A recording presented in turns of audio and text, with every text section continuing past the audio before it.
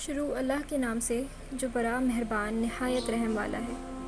سورہ فاتحہ میں اللہ تعالیٰ کی 3 صفاتوں کو خاص طور سے بیان کیا گیا ہے، جس میں سب سے پہلی صفات رحمان، رحیم اور رب ہے۔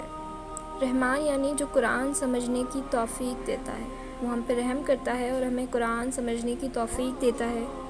رحیم وہ جو تمام گناہوں کو معاف کرتا ہے، جو بہت رحیم، بے حد رحیم ہے۔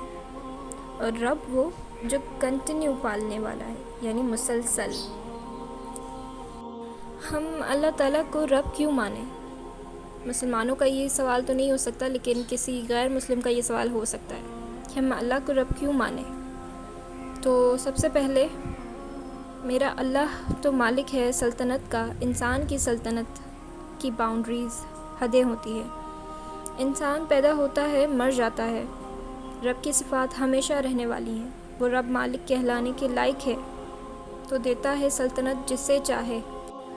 انسان کی سلطنت چھین جاتی ہے اور چھین لیتا ہے سلطنت جس کی چاہے، تو ذلت دیتا ہے جسے چاہے عزت دیتا ہے۔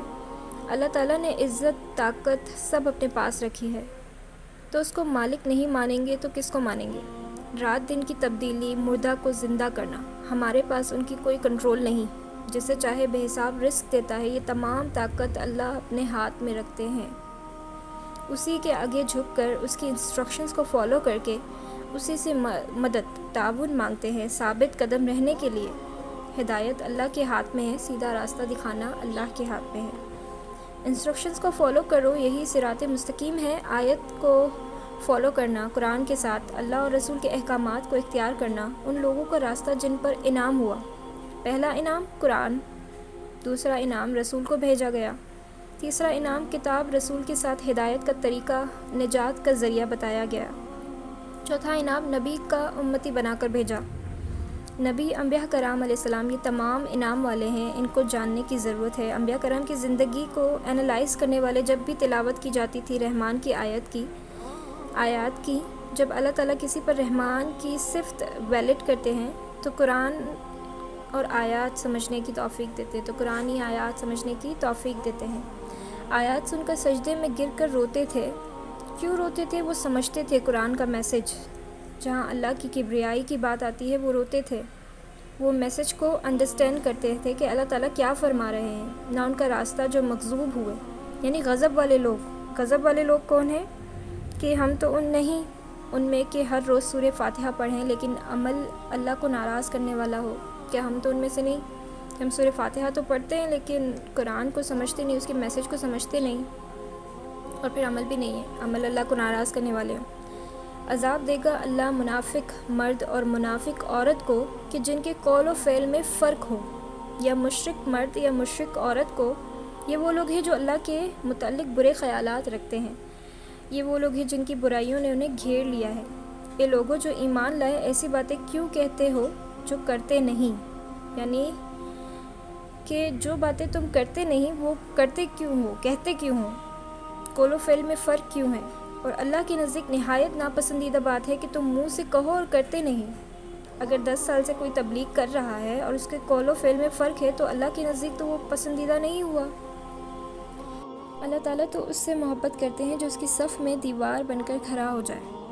نیڈ ٹو بی کریکٹ، یعنی جو اپنے آپ کو ٹھیک کرنے کی، مسلسل اصلاح کرنے کی کوشش کرے، جو اس کے خود کو بدلنے کی کوشش کرے، جو دین پر اور دین کو فالو کرنے کی کوشش کرے، اللہ کے احکام کو ماننے کی کوشش کرے۔ جو قول و فعل میں فرق کرتے ہیں، اللہ کا غضب ہم سے دور نہیں ہوگا۔ پھر یہ وہ لوگ ہیں جو گمراہ ہوئے۔ سورہ اعراف کی آیت۔ ظالم آدمی جو اللہ کی آیات کو اگنور کرتا ہے، ظالم ہے وہ آدمی جو اللہ کی آیتوں کو اگنور کرتا ہے۔ اور مشرک وہ جو اللہ کے ساتھ شرک کرتا ہے، یا فاسق۔ تیسرے وہ فاسق تمام چیزیں معلوم ہونے کے بعد منافقت کرتا ہے، نافرمانی کرتا ہے، یعنی تمام چیزیں معلوم ہونے کے باوجود بھی وہ منافقت کرتا ہے، اللہ تعالیٰ کی نافرمانی کرتا ہے۔ صرف یہودی اور عیسائی گمراہ ہیں؟ کیا صرف وہ بلیو نہیں کرتے تو صرف کیا وہی گمراہ ہیں؟ کیا ہم گمراہ نہیں ہو سکتے؟ بے شک وہ لوگ جو انکار کرتے ہیں ایمان لانے کے بعد اور پھر کفر میں زیادتی کرتے چلے جاتے ہیں، ایسے لوگوں کی توبہ قبول نہیں ہوگی۔ انکار کرتے کرتے اللہ کے رسول کی باؤنڈری بھول جاتے ہیں۔ جو اللہ رسول کی پرائرٹی لسٹ اوپر رکھتے ہیں، محبت میں نہ نہیں ہوتی۔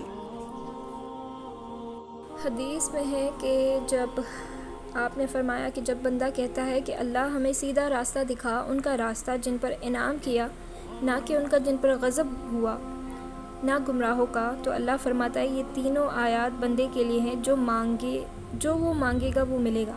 3 دعائیں اختیار ہمارے پاس ہے، یعنی رحیم گناہ معاف کرتے ہیں، کنڈیشن کے تسلیم کرنے اور سرنڈر کرے، تمام گناہوں سے دل سے معافی، اتباع اللہ کے حکم کی، ورنہ آپ کی مدد نہ کی جائے گی۔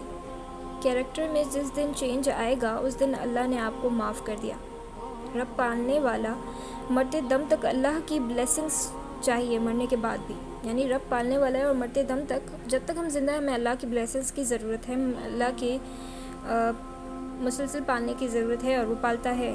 دین اللہ کا فیصلہ ہے جو اللہ اور اس کے رسول نے بنایا، ہم اس کی باؤنڈریز میں رہیں گے تو سلامتی میں رہیں گے، اس کے دین میں کوئی کمی نہیں، اور بیلنس بیوٹیفل ہے۔ جو اللہ کی آیتوں پر چلنے والے ہوں گے ان کو اللہ بیلنس کر دیں گے۔ لوگ ایکسٹریمزم سمجھتے ہیں، ہمارے ہاتھ میں صرف دعا مانگنے، یہ راستہ اختیار کرنے کی کوشش کریں جو اللہ اور اس کے رسول نے بتایا۔ آپ کے اوپر ایک خاتون کوڑا پھینک دیا کرتی تھی جبکہ وہ جانتی تھی کہ وہ اللہ کے رسول ہیں۔ جب آپ بیمار ہوئی، ان کی عیادت کو آپ گئے، وہ مسلمان ہو گئی، تو کیوں ہوئی کہ آپ کتاب تو روز تلاوت کرتے تھے، قرآن روز تلاوت کرتے تھے، لیکن اپنے عمل سے شخصیت کر کے دکھایا